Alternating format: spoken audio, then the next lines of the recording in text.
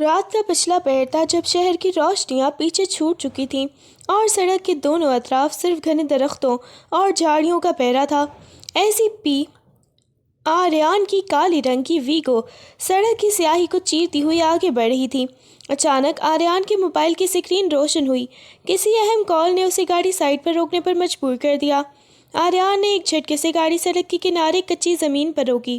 Engine کی گھن گرج خاموش ہوئی تو باہر کا سناٹا اور بھی گہرا محسوس ہونے لگا۔ وہ گاڑی سے نیچے اترا، دروازہ ہلکی سی آواز کے ساتھ بند کیا اور موبائل کان سے لگا کر کسی سے تلخ لہجے میں بات کرنے لگا۔ اس کی آواز میں وہی افسرانہ رعب تھا جس سے مجرموں کی روح تک کانپ جاتی تھی۔ میں نے کہا تھا کہ مجھے صبح تک وہ فائل ہر حال میں چاہیے، ورنہ تمہارے لیے بہتر نہیں ہوگا۔ ابھی وہ جملہ مکمل بھی نہیں کر پایا تھا کہ رات کی خاموشی میں ایک بہت ہی دبی دبی سی سکتی ہوئی آواز گونجی۔ وہ کسی کے رونے کی آواز تھی، اتنی کربناک کہ آریان کے ہاتھ خود بخود رک گئے۔ اس نے تیزی سے موبائل کان سے ہٹایا اور گردن موڑ کر سڑک کے بائیں جانب موجود گھنی جھاڑیوں کی طرف دیکھا۔ وہاں سے مسلسل کسی سے سسکنے کی اور ہچکیاں لینے کی آواز آ رہی تھی۔ آریان نے اپنی گاڑی میں موجود اپنے جونیئر کانسٹیبل حیدر کو اشارہ کیا۔ حیدر جلدی سے نیچے اترا اور پستول سنبھالتے ہوئے آریان کے قریب آیا۔ سر، کیا ہوا؟ حیدر نے سرگوشی میں پوچھا۔ وہاں ان جھاڑیوں کے پیچھے دیکھو، کیا ہے؟ آریان نے سرد لہجے میں حکم دیا، مگر اس کی اپنی نظریں بھی وہیں جمی تھیں۔ حیدر ٹارچ جلاتا ہوا محتاط قدموں سے جھاڑیوں کی طرف بڑھا۔ چند لمحوں بعد ہی وہ کسی خوفناک منظر کو دیکھ کر تیزی سے پیچھے ہٹا۔ اس کے ماتھے پر پسینہ تھا اور چہرے پر گھبراہٹ کے سائے۔ وہ تیزی سے واپس آریان کے پاس پہنچا۔ سر وہ… حیدر کی آواز لڑکھڑا رہی تھی۔ کیا ہے وہاں؟ صاف بولو۔ آریان نے اسے گھورا۔ سر، وہاں ایک لڑکی ہے، وہ بہت بری حالت میں ہے۔ حیدر نے نظریں جھکا لی۔ صاحب جی، اس کا تو مکمل لباس بھی نہیں ہے، وہ بری طرح جھاڑیوں میں پڑی سسک رہی ہے۔ میرا خیال ہے سر، ہمیں یہاں سے فوراً نکل جانا چاہیے۔ یہ کوئی گندا کیس لگتا ہے، ہمیں اس جھنجٹ میں نہیں پڑنا چاہیے، ہمیں واپس جانا چاہیے سر۔ حیدر کی بات سن کر آریان کی بھویں تن گئی۔ اس کی انا اور فرض کے درمیان ایک لمحے کو جنگ ہوئی، مگر وہ سسکیاں اب اس کے اعصاب پر سوار ہو رہی تھیں۔ لباس نہیں ہے؟ آریان نے زیر لب دہرایا۔ اس کی آنکھوں میں ایک عجیب سی چمک ابھری۔ تم گاڑی میں بیٹھو، میں خود دیکھتا ہوں۔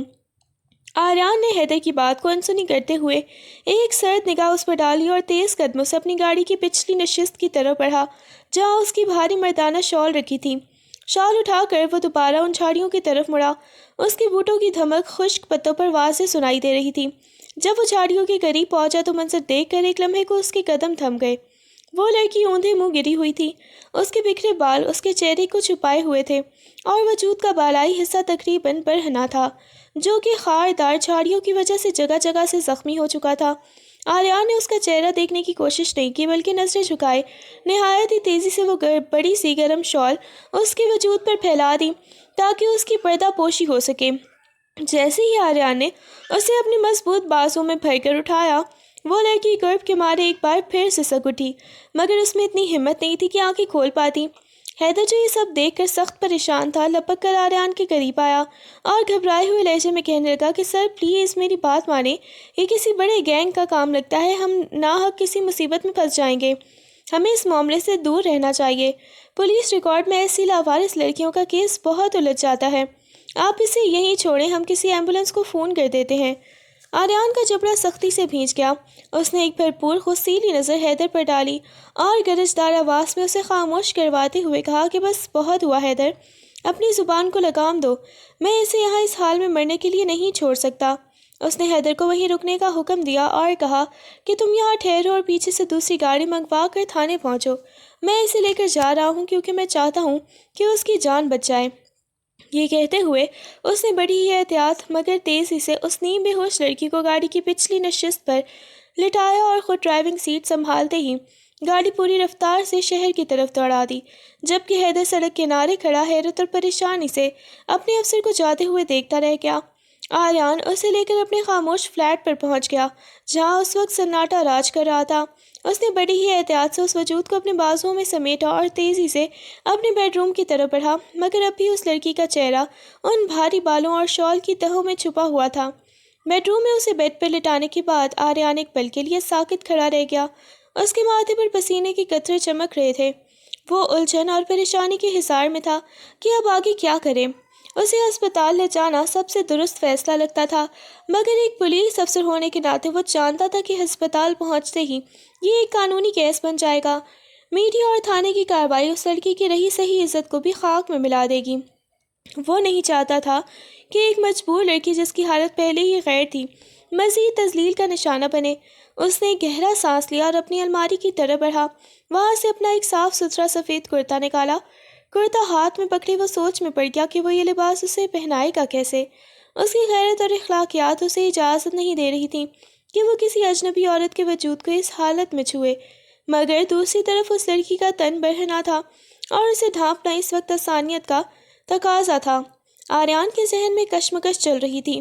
وہ جانتا تھا کہ اگر اس نے اسے ابھی لباس نہ پہنایا تو ٹھنڈر زخموں کی شدت اسے مزید نڈھال کر دے گی، مگر ایک انجانا سا ڈر اور ہچکچاہٹ اس کے قدموں کی بیڑی بن رہی تھی۔ وہ کمرے میں ٹہلتے ہوئے خود سے تکرار کر رہا تھا کہ اس کا چہرہ دیکھے بغیر اور اسے چھوئے بغیر یہ سب کیسے ممکن ہے، جبکہ وہ لڑکی مسلسل بے ہوشی کے عالم میں کراہ رہی تھی۔ آریان نے گہرا سانس لیا اور اپنے اعصاب کو قابو میں کرتے ہوئے کمرے کی تمام لائٹس بند کر دیں۔ پورے کمرے میں گھپ اندھیرا چھا گیا، یہاں تک کہ ہاتھ کو ہاتھ بھی سجائی نہیں دے رہا تھا۔ اس نے سوچا کہ اس اندھیرے میں وہ اسے اپنا کرتا پہنا دے گا تاکہ نہ اس کی نظر اس لڑکی کے وجود پر پڑے اور نہ ہی اسے شرمندگی ہو۔ وہ اندھیرے میں ٹٹولتا ہوا بیڈ کے قریب پہنچا اور نہایت ہی احتیاط سے اس شال کو ہٹانے لگا جو اس نے اس لڑکی پر ڈالی تھی۔ جیسے ہی اس نے لباس بدلوانے کے لیے اس کے بازو کو چھوا، اس لڑکی کے حلق سے ایک انتہائی دردناک سسکی نکلی۔ وہ سسکی اتنی جانی پہچانی تھی کہ ایک لمحے کے لیے آریان کے ہاتھ فضا میں ہی معلق رہ گئے۔ اس کے دل کی دھڑکن بے ترتیب ہوئی، مگر اس نے فوراً اپنے سر کو جھٹکا دیا کہ شاید یہ اس کا وہم ہے۔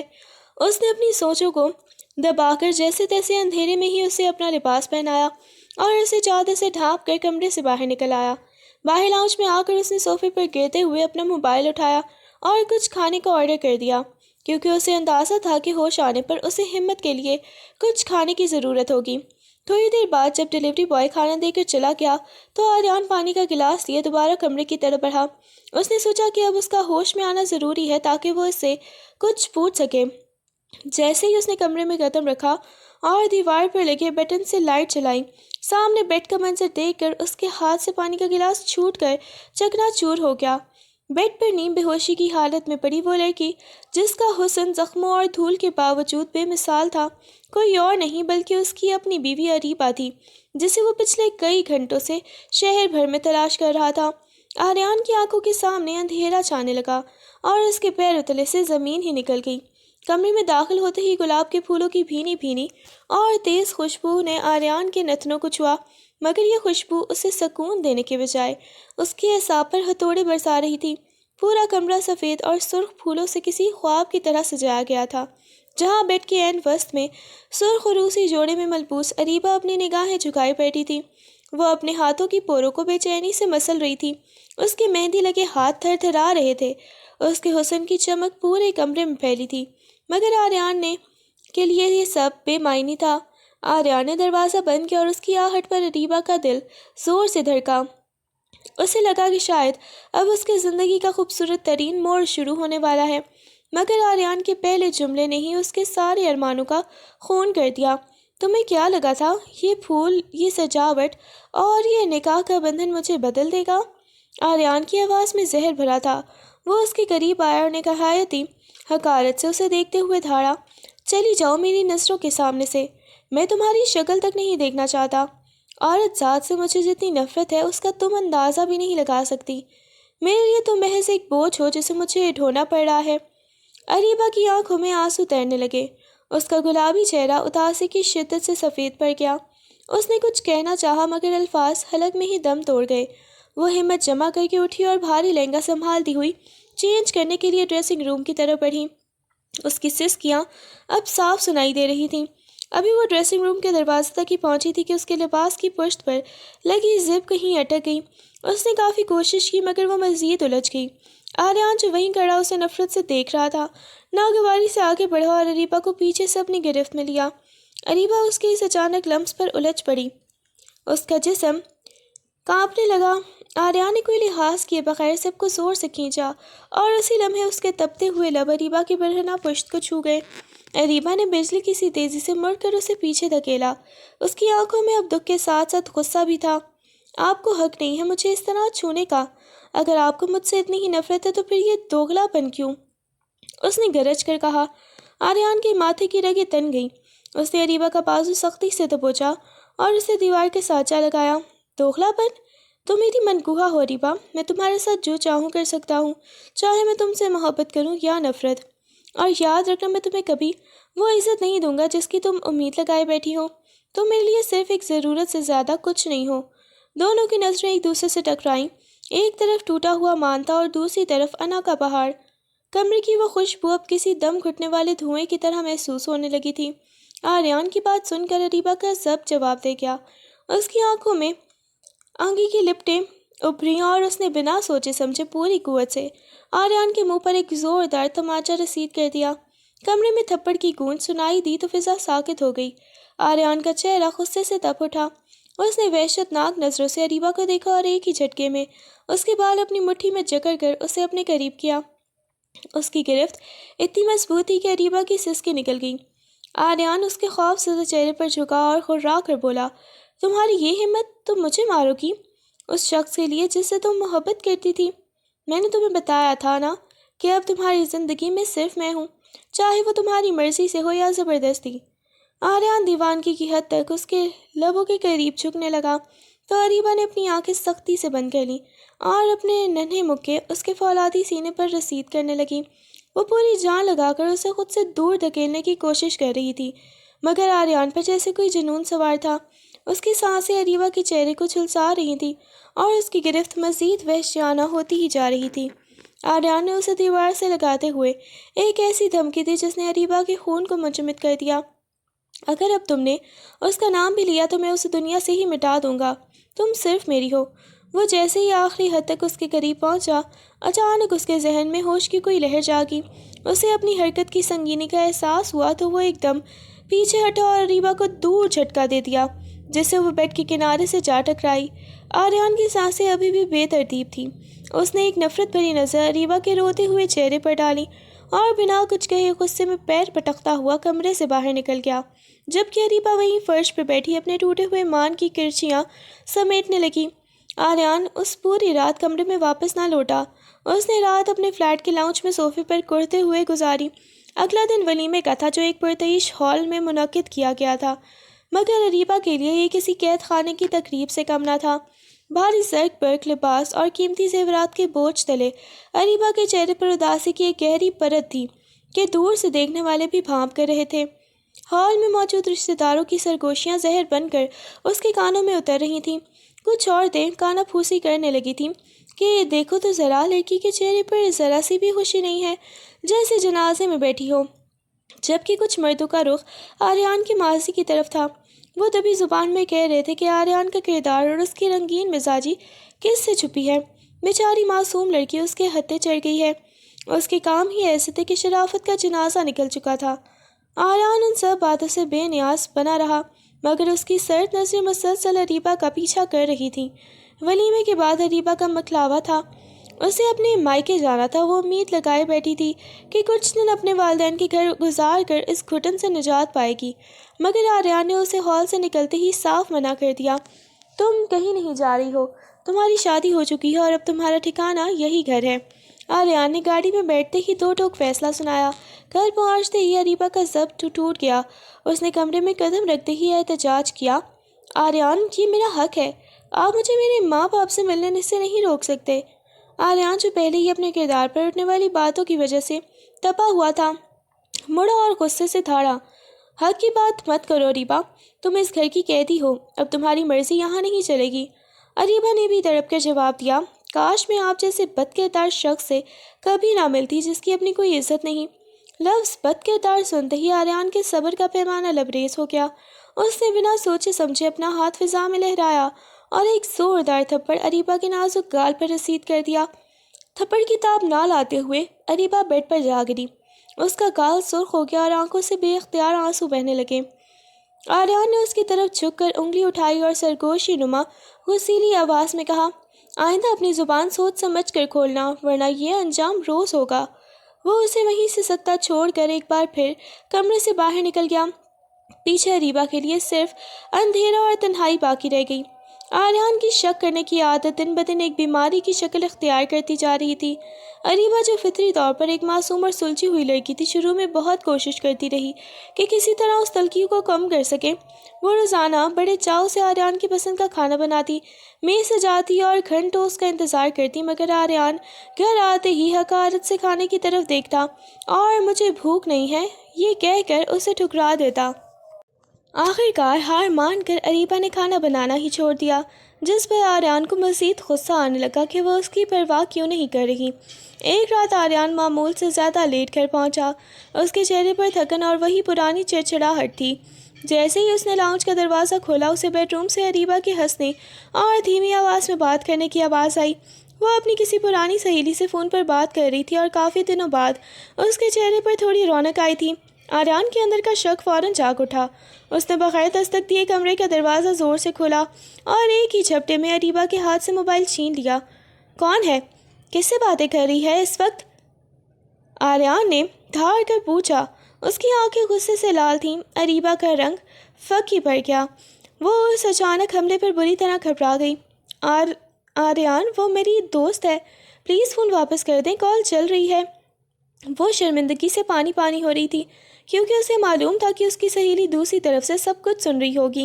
آریان نے کال کاٹ کر فون بیڈ پر پٹکا اور اریبہ کا بازو مروڑتے ہوئے اسے اپنے قریب کیا۔ دوست یا کوئی اور؟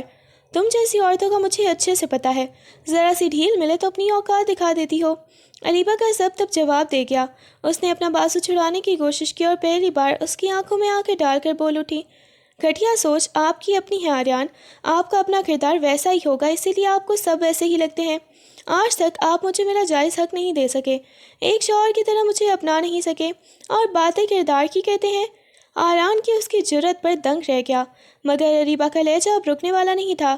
لوگ تو اپنی بیویوں کے ساتھ خوبصورت یادیں بناتے ہیں، حسین لمحات گزارتے ہیں، ان کا خیال رکھتے ہیں، اور آپ نے تو اس گھر کو میرے لیے جہنم بنا دیا ہے۔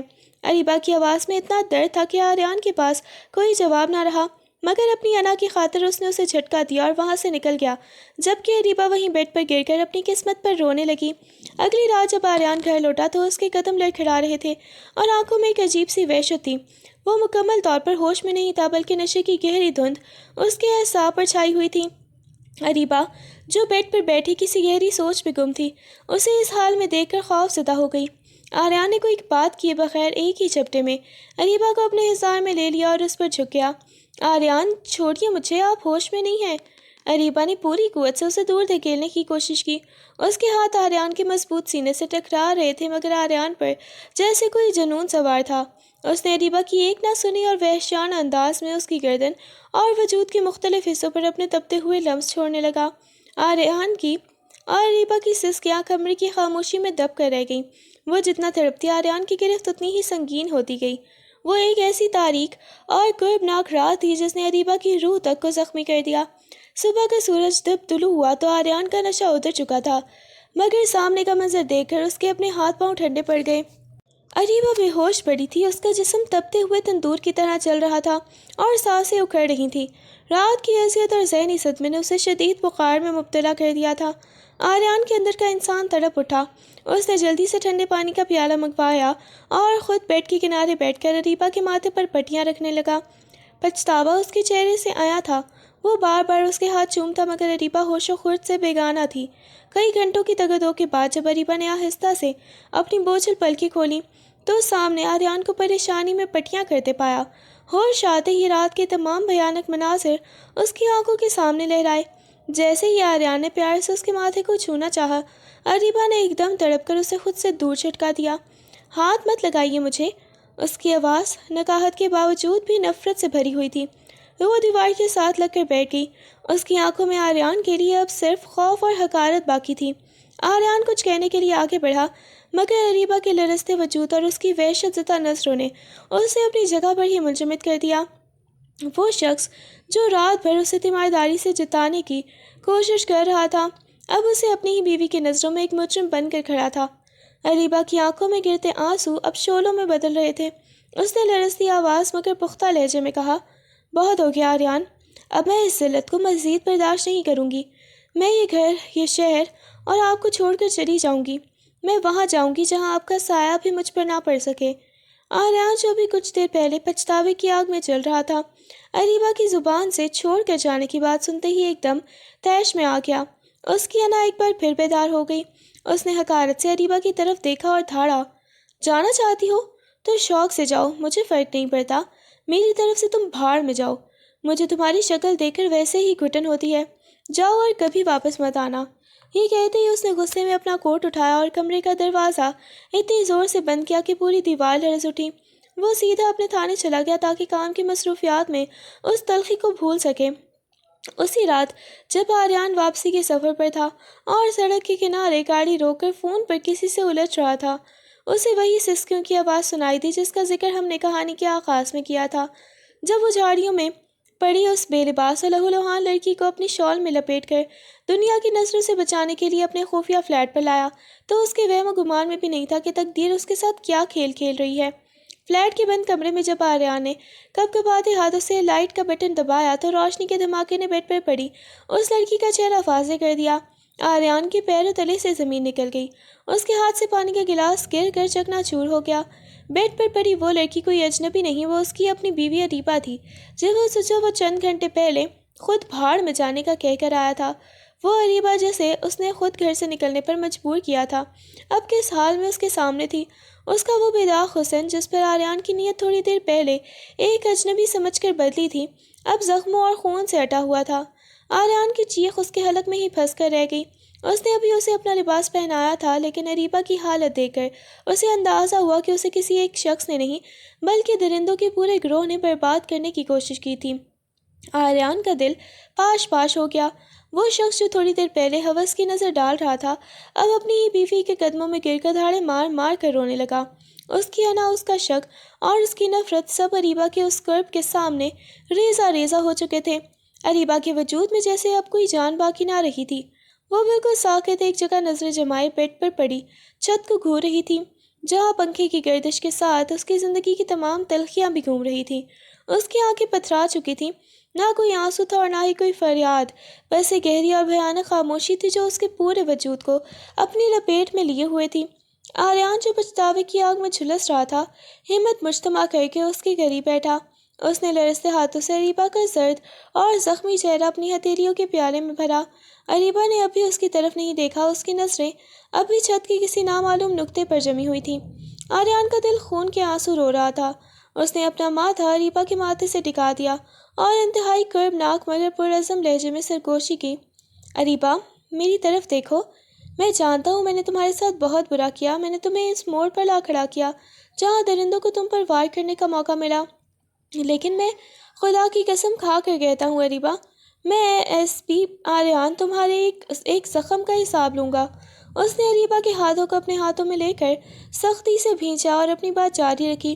جن گنہگاروں نے تمہاری اس حالت کا سوچا بھی ہے، میں انہیں اس دنیا میں عبرت کا نشان بنا دوں گا۔ میں انہیں قانون کی عدالت میں نہیں اپنی عدالت میں سزا دوں گا۔ وہ موت کی بھیک مانگیں گے مگر میں انہیں موت نہیں بھی آسانی سے نہیں آنے دوں گا۔ تمہاری عصمت پر ہاتھ ڈالنے والوں کو معلوم ہوگا کہ ایک شوہر جب انتقام پر اترتا ہے تو وہ کتنا شفاق ہو سکتا ہے۔ اریبہ کی پلکیں ہلکی سی لرزیں، شاید آریان کے لہجے کی تپش نے اس کے منجمد احساسات کو چھو لیا تھا، مگر وہ اب بھی خاموش تھی، جیسے اسے اب کسی انصاف یا بدلے کی کوئی تمنا نہ رہی ہو۔ آریان نے تہیہ کر لیا تھا کہ وہ اپنی بیوی کے انصاف دلوانے کے لیے کسی بھی حد تک جائے گا، چاہے اس کے لیے اسے اپنے ہاتھ ہی کیوں نہ رنگنے پڑے۔ اریبہ نے اپنی پتھرائی ہوئی نظریں چھت سے ہٹا کر آریان کے پچھتاوے سے بھرے چہرے پر ڈالی۔ اس کی آنکھوں میں اب آنسو نہیں بلکہ ایک ایسی سرد نفرت تھی جو آریان کے وجود کو چیر کر رکھ گئی۔ اس نے انتہائی نقاہت مگر زہریلے لہجے میں کہا، حق؟ آریان صاحب، آپ کس حق کی بات کرتے ہیں؟ جب میں ٹھیک تھی، جب میں پاکیزہ تھی اور آپ کے نکاح میں آ کر اپنی ارمان لے کر اس گھر میں آئی تھی، تب تو آپ نے کبھی مجھے میرا حق نہیں دیا، تب تو آپ کو مجھ پر صرف برائیاں اور بد کرداری نظر آتی تھی۔ اب جب کہ میں لٹ چکی ہوں، جب میرا وجود کرچی کرچی ہو چکا ہے، تو آپ کو لگتا ہے کہ آپ مجھے اپنائیں گے؟ وہ تھوڑی دیر کے لیے رکی، اس کے لہجے میں اب کرب بھر گیا تھا۔ آپ مجھے کبھی بھی میرا حق نہیں دے سکیں گے، کیونکہ اب آپ جب بھی مجھے دیکھیں گے آپ کو وہی سڑک، وہی جھاڑیاں اور وہی درندگی یاد آئے گی۔ آپ کے لیے میں اب صرف ایک بوجھ ہوں جس پر آپ کو ترس آ رہا ہے۔ مجھے آپ کا یہ ترس نہیں چاہیے آریان۔ یہ کہتے ہی اریبہ کی ضبط کا بندھن ٹوٹ گیا۔ وہ جو اتنی دیر سے خاموش تھی اچانک آریان کی گردن میں اپنا چہرہ چھپا کر تھاڑی مار کر رونے لگی۔ اس کی سسکیاں کمرے کی خاموشی کو چیر رہی تھیں۔ وہ اس شخص سے نفرت بھی کرنا چاہتی تھی اور اس کے وقت اسے اپنی ڈھال بھی بنانا چاہتی تھی۔ آریان نے اسے اپنی مضبوط بازوں میں سمیٹ لیا۔ اس کا اپنا چہرہ بھی آنسوؤں سے بھیگ چکا تھا۔ اسے احساس تھا کہ اریبہ کے الفاظ سچ تھے۔ اس نے اسے وقت ٹھکرایا تھا جب وہ اس کی محبت کی مستحق تھی، اور اب وہ اسے اس وقت پانے کی کوشش کر رہا تھا جب اریبہ خود کو ہارا ہوا محسوس کر رہی تھی۔ اس نے اریبہ کو خود سے لگائے رکھا، خاموشی سے اس کے اس قرب کو بانٹنے کی کوشش کی، کیونکہ اس وقت الفاظ کے پاس اریبہ کے زخموں کا کوئی مرہم نہیں تھا۔ آریان نے اریبہ کی طرف اور سسکیوں کو محسوس کرتے ہوئے اپنا چہرہ اس کی گردن میں جھکا دیا اور شدت جذبات سے اپنے لب وہاں رکھ دیے۔ وہ اسے یہ احساس دلانا چاہتا تھا کہ وہ اب اس کی ہے اور وہ اسے کبھی خود سے دور نہیں کرے گا، لیکن اسی لمحے اریبہ کے وجود میں ایک لرزہ سطاری ہوا اور اس کے حلق سے ایک دل خراش چیخ نکلی۔ آریان، میرے پیٹ میں بہت درد ہو رہا ہے۔ اریبہ نے اپنے پیٹ کو دونوں ہاتھوں سے جکڑ لیا اور اس کا چہرہ تکلیف کی شدت سے نیلا پڑنے لگا۔ درد کی ایک ایسی تیز لہریں اٹھ رہی تھی کہ وہ بیڈ پر تڑپنے لگی۔ آریان گھبرا کر پیچھے ہٹا۔ اس نے دیکھا کہ اریبہ کے ماتھے پر ٹھنڈا پسینہ آ رہا تھا اور اس کی سانسیں اکھڑ رہی تھیں۔ اریبہ کیا ہوا؟ ہمت کرو، میں ہوں یہاں۔ آریان کی آواز میں سراسیمگی تھی۔ اس نے فوراً اسے سہارا دینے کی کوشش کی، مگر درد کی ٹیسیں اتنی شدید تھی کہ اریبہ کے ہوش کھونے لگیں۔ آریان اب مزید رسک نہیں لے سکتا تھا۔ وہ جانتا تھا کہ اسے فلیٹ پر رکھنا اب اس کی زندگی کے لیے خطرہ بن سکتا ہے۔ وہ قانونی پیچیدگیوں اور دنیا کی باتوں کو بالائے طاق رکھتے ہوئے تیزی سے اٹھا، اریبہ کو چادر میں لپیٹ کر دوبارہ اپنے بازوں میں اٹھایا اور پاگلوں کی طرح سیڑھیوں کی طرف بھاگا۔ گاڑی میں اسے لٹاتے ہوئے اس کے ہاتھ کانپ رہے تھے۔ وہ اسے لے کر شہر کے سب سے بڑے نجی ہسپتال کی طرف روانہ ہوا، جہاں اس کی حالت دیکھ کر ڈاکٹروں نے اسے فوراً ایمرجنسی میں منتقل کر دیا۔ آریان باہر کوریڈور میں کھڑا اپنی قسمت اور اپنے فیصلوں پر ماتم کر رہا تھا، جبکہ اندر اریبہ زندگی اور موت کی جنگ لڑ رہی تھی۔ اسے احساس ہو گیا تھا کہ اب یہ معاملہ صرف انتقام کا نہیں رہا، بلکہ اریبہ کی زندگی بچانا اس کی اولین ترجیح بن چکی تھی۔ ڈاکٹر جب ایمرجنسی وارڈ سے باہر نکلی تو ان کے چہرے پر موجود سنجیدگی اور تعصب دیکھ کر آریان کا دل بیٹھ گیا۔ آریان لپک کر ان کے پاس پہنچا۔ اس کی آنکھیں سوالیہ نشان بنی ہوئی تھیں۔ ڈاکٹر نے گہرا سانس لیا اور آریان کو تھوڑا سائڈ پر لے جا کر دھیمے مگر واضح لہجے میں بتانا شروع کیا۔ انسپکٹر صاحبہ، مریضہ کی حالت اس وقت بہت نازک ہے۔ ان کے پیٹ میں شدید درد کی وجہ سے اندرونی چوٹیں ہیں۔ درندگی کے دوران ان پر بے پناہ جسمانی تشدد کیا گیا ہے، جس کی وجہ سے ان کے پیٹ کے نچلے حصے میں اندرونی طور پر خون بہہ رہا ہے۔ ڈاکٹر نے اپنی بات جاری رکھتے ہوئے مزید کہا، تشدد صرف جسمانی نہیں تھا، بلکہ جس بے رحمی سے ان کے نازک وجود کو نشانہ بنایا گیا ہے، اس سے ان کے کچھ اندرونی اعضاء متاثر ہوئے ہیں۔ ہم نے ابھی انہیں پین کلرز اور ڈرپ دی ہیں تاکہ خون کے بہاؤ کو کنٹرول کیا جا سکے، لیکن سچ تو یہ ہے کہ ان کی روح پر لگنے والے زخم جسمانی زخموں سے کہیں زیادہ گہرے ہیں۔ آریان کی مٹھیاں بھینچ گئیں۔ اس کا پورا وجود غصے سے کانپ رہا تھا جب ڈاکٹر نے آخری اور سب سے تکلیف دہ بات بتائی۔ مریضہ اس وقت شدید ٹراما میں ہے۔ ان کے جسم پر جا بجا دانتوں اور ناخنوں کے نشانات ہیں، جو اس بات کی گواہی دے رہے ہیں کہ ان کے ساتھ کتنا وحشیانہ سلوک ہوا ہے۔ ہمیں شک ہے کہ انہیں کوئی زہریلی یا نشہ آور چیز بھی دی گئی تھی تاکہ وہ مزاحمت نہ کر سکیں۔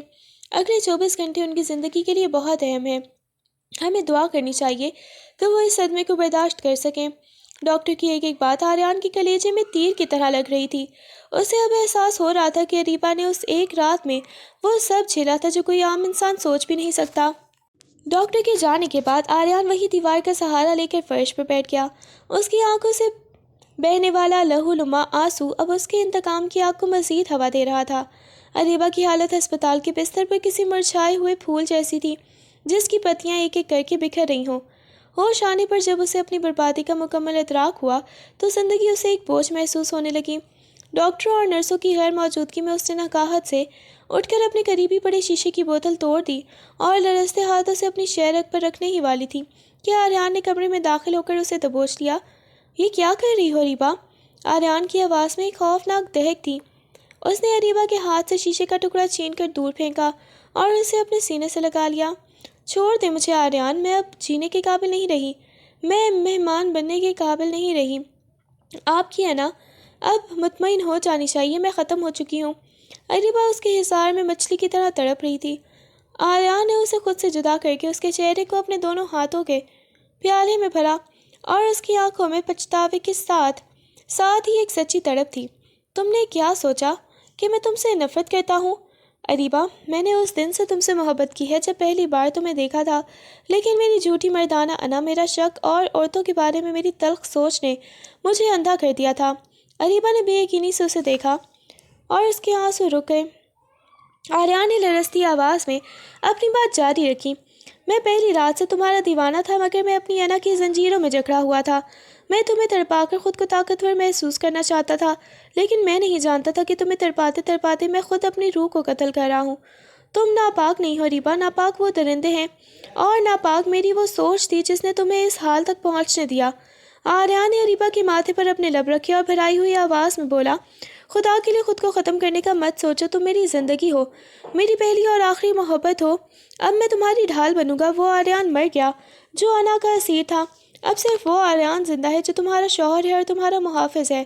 اریبا نے پہلی بار آریان کی آنکھوں میں وہ سچائی دیدہ جس کی وہ ہمیشہ سے تمنا کرتی تھی۔ اس نے سسکتے ہوئے اپنا سر آریان کے سینے پر رکھ دیا، جہاں آریان کے دل کی دھڑکنیں اب صرف اریبا کا نام پکار رہی تھیں۔ یہ اس کے زخموں پر پہلا مرہم تھا، مگر انتقام کی آگ ابھی آریان کے سینے میں باقی تھی۔ جب آریان اریبا کو ہسپتال سے ڈسچارج کروا کر گھر لایا تو وہ پرانا شفاف اور سخت مزاج آریان کہیں پیچھے چھوٹ چکا تھا۔ اب اس کی جگہ ایک ایسا شخص تھا جو اریبا کی ایک آہ پر بھی تڑپ اٹھتا تھا۔ گھر قدم رکھتے ہی اس نے اریبا کو ایک پل کے لیے بھی تنہا نہیں چھوڑا۔ اس نے پورے کمرے کو اس کی پسندیدہ خوشبو اور ہلکی روشنی سے سجا دیا تاکہ اسے کسی قسم کی گھٹن محسوس نہ ہو۔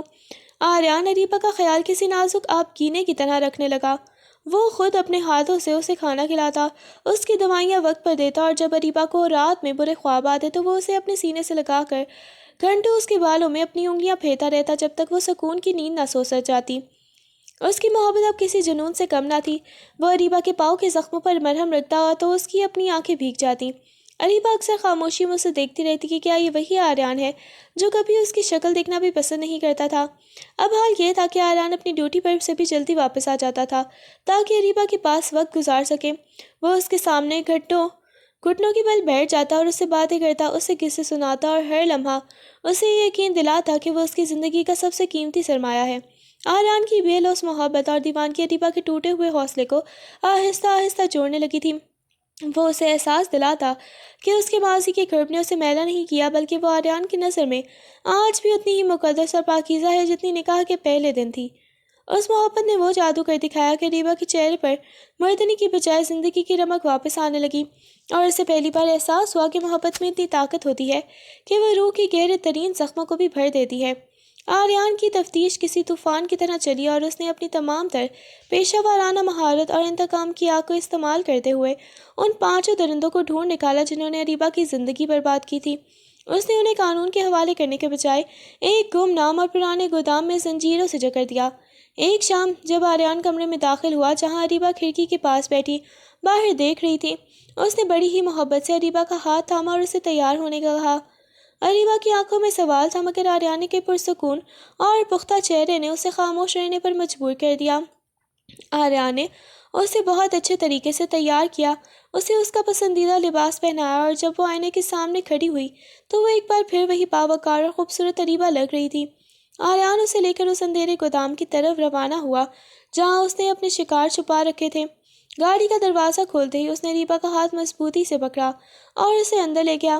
جیسے ہی گودام کی بھاری روشنیاں چلیں، اریبا کے سامنے وہ 5 مجرم بندھے ہوئے تھے جن کے چہرے پر خوف اور اذیت سے مسخ ہو چکے تھے۔ یہ دیکھو اریبا، آریان کی آواز میں ایک ایسی گونج تھی جو گودام کی دیواروں سے ٹکرا رہی تھی۔ یہ ہیں وہ درندے جنہوں نے تمہاری مسکراہٹ چھیننے کی کوشش کی تھی، آج یہ تمہارے سامنے ہیں، بے بس پڑے ہیں۔ اریبا نے ان کی طرف دیکھا تو ایک لمحے کے لیے اس کے جسم میں کپکپاہٹ طاری ہوئی، پرانے زخم تازہ ہوئے، مگر جب اس نے اپنے ساتھ کھڑے آریان کے مضبوط وجود کو محسوس کیا تو اس کا خوف ختم ہو گیا۔ آریان نے ایک بھاری ہنٹر اریبا کے ہاتھ میں تھمایا اور اس کی آنکھوں میں آنکھیں ڈال کر بولا، آج فیصلہ تم کرو گی اریبا، میں نے ان کی زبانیں کاٹ دی ہیں تاکہ یہ اب کسی قسم کی تذلیل نہ کر سکیں۔ ان کے ہاتھ توڑ دیے ہیں تاکہ یہ کبھی کسی کی چادر نہ چھین سکیں، لیکن ان کی سانسیں ابھی باقی ہیں کیونکہ ان کا خاتمہ تمہارے ہاتھوں ہونا چاہیے۔ آج تمہارا انتقام پورا ہوگا تاکہ تمہاری روح کو وہ سکون مل سکے جو ان درندوں نے تم سے چھینا تھا۔ اریبا نے پہلی بار ایک فاتحانہ نظر ان گنہگاروں پر ڈالی۔ اسے احساس ہوا کہ اس کا شوہر نہ صرف اس کا ہمدرد بن چکا ہے بلکہ وہ اس کی عزت کی خاطر پوری دنیا سے لڑنے کے لیے تیار ہے۔ وہ منظر اس کے انتقام کی تکمیل اور ایک نئی زندگی کی شروعات کا پیش خیمہ تھا۔ آریان نے ان 5 درندوں کے لیے کسی رحم کا مظاہرہ نہیں کیا۔ ایک ایس پی کے طور پر اپنے تمام تر اختیارات اور اثر و رسوخ کو استعمال کرتے ہوئے اس نے پس پردہ ایسی کارروائی کی کہ ان مجرموں کو قانون کے کٹہرے میں کھڑا کر کے عبرتناک انجام تک پہنچایا۔ وہ 5 درندے سزائے موت پا کر پھانسی کے پھندے پر جھول گئے اور اریبا نے اپنی آنکھوں سے عدل کا یہ ترازو جھکتے دیکھا جس نے اس کے دل کے بوجھ کو کافی حد تک ہلکا کر دیا۔ وقت کسی مرہم کی طرح گزرتا گیا اور چند ماہ میں اریبا کی زندگی میں ایک ٹھہراؤ آ گیا۔ اس کی جسمانی چوٹیں بھر چکی تھیں اور نفسیاتی زخموں پر آریان کی بے لوث محبت نے پٹیاں باندھ دی تھیں۔ اریبا کو اب سمجھ آ چکی تھی کہ شاید یہ کڑی آزمائش اس کی زندگی کے نصیب میں لکھی تھی، لیکن اس تاریک موڑ پر آریان کا رویہ اس کے لیے معجزے سے کم نہ تھا۔ وہ شخص جو کبھی اسے دھتکارتا تھا اب اس کے وجود کا محافظ بن گیا تھا۔ آریان نے اس بھیانک رات کے سچ کو دنیا سے اس طرح چھپایا جیسے وہ کبھی پیش ہی نہ آیا ہو۔ اس نے اریبا کی عزت اور حرمت پر آنچ نہیں آنے دی، کسی تیسرے شخص کو، یہاں تک کہ ان کے قریبی رشتہ داروں کو بھی اس حادثے کی بھنک تک نہ ہونے دی۔ اس نے اریبا کو اس طرح اپنے سینے سے لگا کر رکھا کہ دنیا کی کوئی تلخ نظر اس تک نہ پہنچ سکے۔ ان چند مہینوں میں اریبا نے جانا کہ آریان کی محبت اب اس کے لیے ایک ایسی پناہ گاہ ہے جہاں وہ مکمل طور پر محفوظ ہے۔ وہ اکثر اسے اپنے حصار میں لے کر کہتا، اریبا تم صرف میری ہو اور میری ہی رہو گی۔ جو بیت گیا وہ ایک ڈراؤنا خواب تھا، اب تمہاری زندگی کی صبح صرف میری محبت کی روشنی سے روشن ہوگی۔ اریبا نے آریان کے سینے پر سر رکھ کر پہلی بار سکون کی ایک لمبی سانس لی۔ اسے احساس ہوا کہ وہ اس کے وجود میں اس طرح چھپ چکی ہے کہ اب کوئی درندگی، کوئی شک اور کوئی انا ان کے درمیان نہیں آ سکتی۔ یہ ایک ایسی محبت کی جیت تھی جس نے اذیت کے صحرا کو سکون کے نخلستان میں بدل دیا تھا۔ آریان نے اس رات کمرے کی فضا کو اپنی محبت کی تپش سے گرم کر دیا تھا۔ وہ اریبا کے قریب آیا تو اس کی آنکھوں میں وہی پرانی وحشت یا شک نہیں تھا، بلکہ ایک ایسی عقیدت تھی جیسے کوئی مقدس چیز کو چھونے سے پہلے ڈرتا ہو۔ اس نے نہایت نرمی اور جنون کے امتزاج کے ساتھ اریبا کے وجود پر اپنے لمس بکھیرنے شروع کیے۔ وہ اریبا کے ایک ایک زخم، ایک ایک نشان اور درندوں کی دی ہوئی ایک ایک اذیت کو اپنے لبوں سے مٹانا چاہتا تھا۔ اس کے لمس میں ایک ایسی شدت تھی جیسے وہ اریبا کے جسم اور روح سے ان تمام گھٹیا یادوں کو کھرچ کے باہر نکال پھینکنا چاہتا ہو جو ان درندوں نے اس پر چھوڑی تھی۔ وہ اسے یہ احساس دلانا چاہتا تھا کہ اس کا وجود میلا نہیں ہوا، بلکہ وہ آج بھی اس کے شوہر کے لیے اتنی ہی معتبر اور دل نشیں ہے۔ اریبا جو پہلے ایسے لمس سے خوف زدہ ہو جاتی تھی آج بالکل پرسکون تھی۔ اسے آریان کے ہاتھوں کی حدت میں اپنی روح کا مرہم مل رہا تھا۔ اسے محسوس ہو رہا تھا کہ آریان کی محبت ان تمام کالی راتوں کی اور یادوں کو دھو رہی ہے جو اس کی زندگی کا ڈراؤنا خواب بن گئی تھی۔ اس نے اپنی آنکھیں موند لیں اور آریان کے حصار میں خود کو بالکل آزاد چھوڑ دیا۔ وہ سکون جو اسے مہینوں سے میسر نہیں آیا تھا آج آریان کی باہوں میں اسے مل رہا تھا۔ اسے یقین ہو گیا تھا کہ آریان نے نہ صرف ان مجرموں کو دنیا سے مٹایا ہے بلکہ وہ اس کے اندر سے اس رات کی ہر اذیت کو بھی ہمیشہ کے لیے ختم کر دے گا۔ کمرے کی خاموشی میں صرف ان کی سانسوں کی ترتیب تھی جو ایک نئے اور پاکیزہ رشتے کی گواہی دے رہی تھی۔ اریبا اور آریان اپنے گھر کے لان میں بیٹھے تھے جہاں پھولوں کی خوشبو کے ساتھ ساتھ ایک معصوم بچے کی کہکہے بھی گونج رہے تھے۔ آریان نے اریبا کا ہاتھ تھام کر اسے اپنے قریب کیا اور مسکرا کر اسے دیکھا۔ اریبا کی آنکھوں میں اب وہ پرانی اداسی نہیں تھی بلکہ ایک ایسا اطمینان تھا جو صرف سچی محبت اور مکمل تحفظ سے ملتا ہے۔ انہوں نے مل کر ثابت کر دیا تھا کہ اگر شوہر ڈھال بن جائے تو عورت دنیا کی ہر ایک اذیت کو شکست دے کر بھی دوبارہ جی سکتی ہے۔